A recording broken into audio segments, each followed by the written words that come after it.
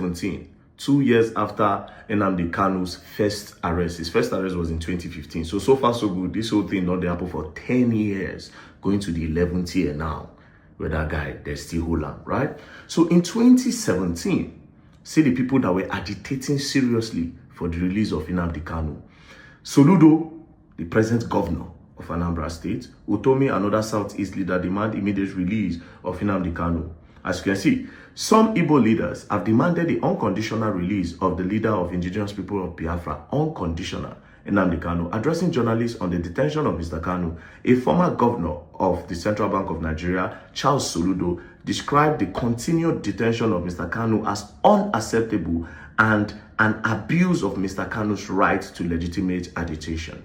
He went further to say Mr. Kanu was in the company of other Igbo leaders, including former presidential aide Pat Utomi and former head of Nigeria Electoral Regulator Sam Amadi. The former bank chief said Nigeria cannot thrive in an atmosphere devoid of the democratic freedom of speech. So Chukwuma Charles Soludo was fighting seriously for the release of Nnamdi Kanu in 2017. Then in 2022, he became the governor. Then a few days ago, they were trying to, before the whole protest of Nnamdi Kanu, he was interviewed. This is what he has to say. For the release of Nnamdi Kanu. And I'd like to know, are you joining in that campaign for the president or the federal government to release Nnamdi Kanu? There will be protests in many parts of the country tomorrow, as we understand. What is your view about that protest and the agitation for the release of Nnamdi Kanu? Shell, I think we should be discussing Anambra and forthcoming election. That's what you said this program is all about. And you're not going to drag me, get me to, if you like, get us distracted from that focus. I get on to Monday sit-at-home thing, which is very unfortunate. We've made it very clear. People, if you are protesting or agitating for anything, you are holding yourself down by now killing your own people under the pretext of Monday sit-at-home. And I think even Nnamdi Kanu himself and his IPOB, at least on record in terms of press releases that were sent out by IPOB that they did not support the Monday sit-at-home. It was some criminal elements doing that. And we take them for their word that that's true, that they don't.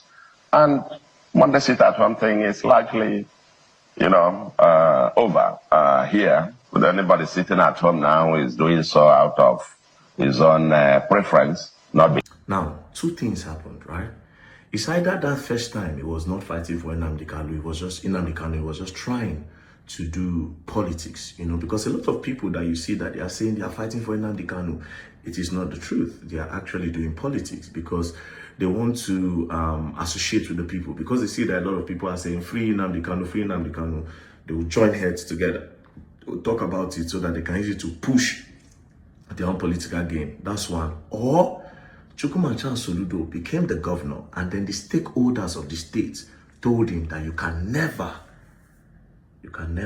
ever speak of the release of this man, because this man is a threat to our business and a threat to the peace of the state. That would be the reason that they will tell him. Do you understand? So you see what's going on now. As a matter of fact, this is why I say, that guy, man, he go stay for there. I no go lie for now. Finish 30 years. You and don't talk. This was in 2022, as you can see. In 2022, yeah. As you can see, breaking news. UN demand immediate release of Nnamdi Kanu. Courts don't talk. Courts don't release him, make it go. But nah, the only main reason why he's there, President Tinubu is not holding him. The presidency is not. Now the people now in the continent say, I beg. That is the problem of our states. We don't want him. He is the problem of our state. We don't want that guy. So let him be there. So all these fights, where will he fight? The only way he comes out, now if people truly want him to come back. And I'm talking about the elite, the stakeholders. the big businessmen, the governors, the politicians.